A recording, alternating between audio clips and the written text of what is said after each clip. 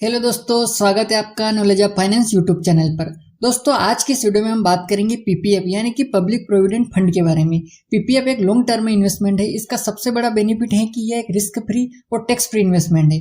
आज हम पीपीएफ के सभी पहलुओं पर डिस्कशन करेंगे। इसका रिटर्न कितना है, इसमें रिस्क कितना है, कितने समय के लिए लॉक इन है, टैक्स बेनिफिट क्या है, कौन कौन इन्वेस्टमेंट कर सकता है, इसका प्रोसीजर क्या है। पीपीएफ की सभी बातें जो आपके लिए जानना जरूरी है वो हम जानेंगे, तो इस वीडियो को अंत तक जरूर देखिए। तो सबसे पहले हम पीपीएफ के रिटर्न की बात करते हैं। इस स्कीम का रिटर्न सरकार हर 3 महीने में रिवाइज करती है, तो अभी के हिसाब से यह स्कीम 7.1% पर ईयर के हिसाब से रिटर्न दे रही है। सामान्यतः आप ये मान सकते हैं कि जो मेजर बैंक है जैसे कि एसबीआई है, एचडीएफसी है, एक्सिस हो, आईसीआईसीआई हो, ये जो मेजर बैंक है ना, इनका जो एफडी का रेट होता है तो उससे 1 या 1.5% ज्यादा रिटर्न इस स्कीम में आपको मिलता है। चलिए बात करते हैं इसकी मैच्योरिटी और लॉक इन की, यानी कि जो पैसा आप डालेंगे वो कब मिलेगा। तो पीपीएफ में 15 साल का लॉक इन है, यानी कि जो पैसा आप डाल रहे हैं वो आप 15 साल बाद निकाल सकते हैं। इसमें एफडी जैसा नहीं है कि 1 साल की एफडी है तो 1 साल बाद, या 2 साल की है तो 2 साल बाद। इसमें ऐसा नहीं है। इसमें आप जो भी पैसा डालेंगे वो 15 साल बाद आपको मिलेगा। चलिए अब इसके एक्सेप्शन की बात करते हैं। 15 साल की स्कीम है, लेकिन 5 साल बाद यानी कि जैसे आपके 5 साल पूरे हो जाते हैं तो आप 50% अमाउंट निकाल सकते हैं।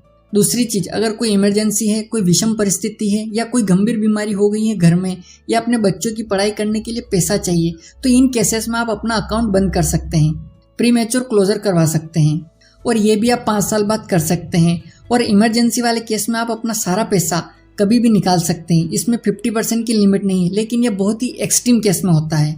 इसके अलावा अगर आपको पैसा डालते हुए 2 साल हो गए, यानी कि मान लीजिए पहले साल आपने 1 लाख रुपए डाला, दूसरे साल भी 1 लाख रुपए डाला, अब आपके 2 लाख रुपए पीएफ स्कीम में जमा हो गए, तो तीसरे साल आप इन 2 लाख रुपए के बदले आप 25% तक का लोन ले सकते हैं।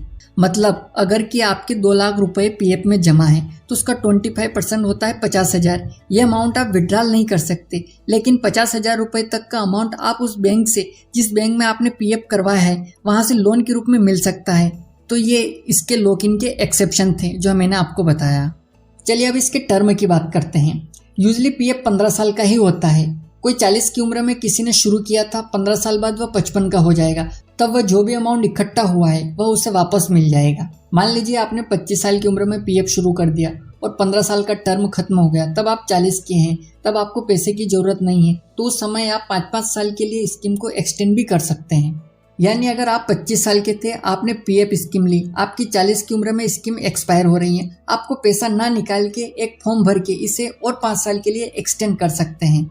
और उस 5 साल में पिछला जो 15 साल में आपका पैसा जमा हुआ है, आप उसे जब चाहे निकाल सकते हैं, लेकिन साल में केवल एक बार ही आपको विड्रॉल अलाउ है। मान लो 15 साल में आपके पास 15 लाख रुपए इकट्ठा हो गए, लेकिन आपने फॉर्म भर दिया कि नहीं, मुझे अभी जरूरत नहीं है, 5 साल और एक्सटेंड करना है, तो उन 5 सालों में आप कभी भी वो 15 लाख जो जमा हुए वो निकाल सकते हैं, लेकिन साल में केवल एक ही विड्रॉल अलाउ है। चाहो तो आप पूरा पैसा निकाल लो, चाहे तो टुकड़ों में निकाल लो, लेकिन बाकी का अमाउंट आप अगले साल ही निकाल पाओगे। और ये 5-5 साल का एक्सटेंशन आप कितना भी कर सकते हैं। अब चौथी चीज है जिसके कारण ये स्कीम काफी पॉपुलर है, वो है टैक्स बेनिफिट। पीपीएफ को एग्जाम कैटेगरी में रखा गया है। मान लीजिए आप साल में 10 लाख रुपए कमाते हैं, उसमें से आप 1.5 लाख रुपए पीपीएफ पब्लिक प्रोविडेंट फंड में डाल देते हैं, तो उससे 1.5 लाख रुपए पर आपको कोई टैक्स नहीं देना पड़ेगा, आपको 8.5 लाख रुपए पर ही टैक्स देना पड़ेगा। दूसरा फायदा इसका यह है कि यह स्कीम एफडी से क्यों बेटर हो जाती है, तो इसका कारण यह है कि इस पर अभी जो आप 7.1% का इंटरेस्ट कमा रहे हैं, जो इंटरेस्ट आपके पीपीएफ खाते में जमा हो रहा है, उस पर भी आपको कोई टीडीएस या टैक्स नहीं देना पड़ता है। एफडी में जो आप इंटरेस्ट कमाते हैं उस पर आपको टीडीएस पे करना होता है, लेकिन इस स्कीम में आप जो इंटरेस्ट ब्याज कमाते हैं उस पर आपको कोई भी इंटरेस्ट नहीं देना है। इसके अलावा 15 साल बाद आपका अकाउंट मैच्योर होता है, और जब आप अपना capital amount plus interest account से निकालते हैं, मतलब पीपीएफ अकाउंट से अपने सेविंग अकाउंट में ट्रांसफर करते हैं, तो उस लमसम मैच्योरिटी अमाउंट पर विड्रॉल के समय भी आपको कोई टैक्स पे नहीं करना है। जो इंटरेस्ट आपने रेगुलर कमाया उस पर भी टैक्स में छूट, और जो लमसम अमाउंट मैच्योरिटी पर आपने विड्रॉल किया उस पर भी टैक्स में छूट, यानी कि किसी भी प्रकार का कोई भी टैक्स नहीं देना पड़ता है। तो दोस्तों, इन्हीं कारणों से यह स्कीम एफडी के मुकाबले ज्यादा बेटर हो जाती है।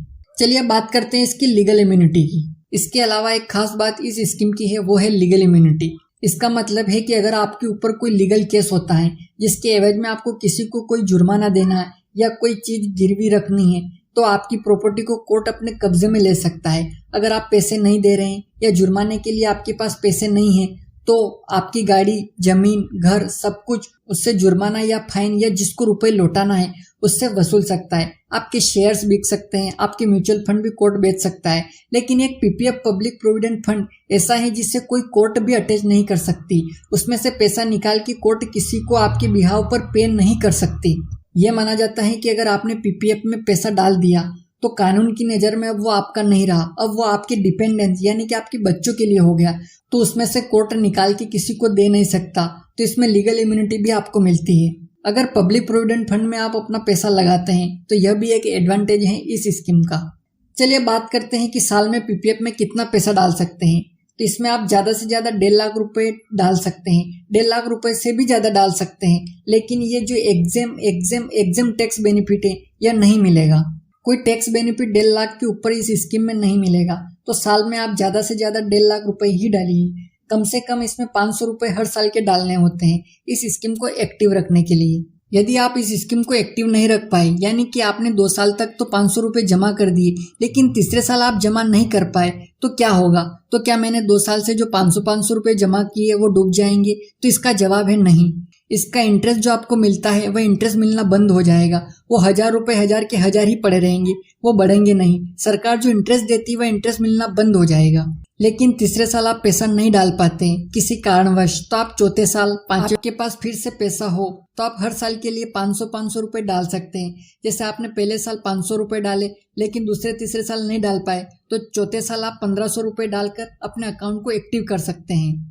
ऐसा नहीं है कि आप पैसा नहीं डाल पाए तो आपका पैसा डूब जाएगा, लेकिन जितने समय तक आप पैसा जमा नहीं कर पाए उतने समय का आपको इंटरेस्ट नहीं मिल पाएगा। अब जानते हैं कि पैसा मंथली जमा करना होता है कि ईयरली जमा करना होता है। तो यह आपके ऊपर डिपेंड होता है। आप चाहे तो मंथली 12 इंस्टॉलमेंट में पैसा जमा कर सकते हैं, 1000 रुपये हर महीने जमा कर दिया, या आप चाहे तो साल में एक बार भी जमा कर सकते हैं। मिनिमम इसमें आप 500 रुपये जमा कर सकते हैं, अधिकतम 1.5 लाख रुपए तक जमा कर सकते हैं। चलिए अब बात करते हैं कि कौन कौन इस अकाउंट को ओपन कर सकता है। पीपीएफ अकाउंट के साथ सबसे अच्छी बात यह है कि देश का कोई भी नागरिक इसे खुलवा सकता है। बच्चा हो या बूढ़ा, महिला हो या पुरुष, नौकरी वाला हो या बिजनेसमैन हो या फिर कोई किसान, कोई भी पीपीएफ अकाउंट खुलवा सकता है। इसमें एक व्यक्ति एक ही अकाउंट ओपन कर सकता है, यानी कि आपने एक बैंक में एक अकाउंट खोल लिया तो आप दूसरे बैंक में जाकर दूसरा पीपीएफ अकाउंट नहीं खोल सकते। आप इस अकाउंट को ट्रांसफर जरूर करवा सकते हैं। आप किसी माइनर का भी पीपीएफ अकाउंट ओपन करवा सकते हैं, लेकिन माइनर का अकाउंट कोई पेरेंट ही ओपन कर सकता है। जब वह 18 साल का हो जाता है तो एक फॉर्म भरकर वह अकाउंट अपने नाम करवा सकता है। चलिए अब बात करते हैं कि पीपीएफ अकाउंट खोलने का प्रोसीजर क्या है, कैसे खुलता है, कहाँ खुलवा सकते हैं पीपीएफ अकाउंट। पीपीएफ अकाउंट आप ऑनलाइन या ऑफलाइन दोनों प्रकार से ओपन करवा सकते हैं। ज़्यादातर जो बड़े बैंक हैं वहाँ इसे खुलवाया जा सकता है। ऑनलाइन या ऑफलाइन दोनों ही तरीकों से इसे ओपन करवा सकते हैं। इसके अलावा आप पोस्ट ऑफिस में भी इसे ओपन करवा सकते हैं। ज़्यादा डॉक्यूमेंट्स की रिक्वायर्ड नहीं है। आधार कार्ड, ड्राइविंग लाइसेंस या वोटर आईडी, इनमें से कोई एक करंट रेसिडेंट एड्रेस प्रूफ देने के लिए, या फिर पैन कार्ड, बिजली बिल, आपका 2 फोटोग्राफ्स और एक फॉर्म फिल करना होता है और आपका पीपीएफ अकाउंट ओपन हो जाता है। तो दोस्तों आज की इस वीडियो में हमने public provident fund PPF account के बारे में जानकारी दी है। आशा करता हूं कि आपको ये वीडियो पसंद आया होगा। आपको पीपीएफ से संबंधित कोई प्रश्न है तो आप कमेंट कर सकते हैं। अगर अभी तक आपने चैनल को सब्सक्राइब नहीं किया है तो याद से सब्सक्राइब दबा दीजिए। चलिए मिलते हैं अगली वीडियो में किसी नए टॉपिक के साथ।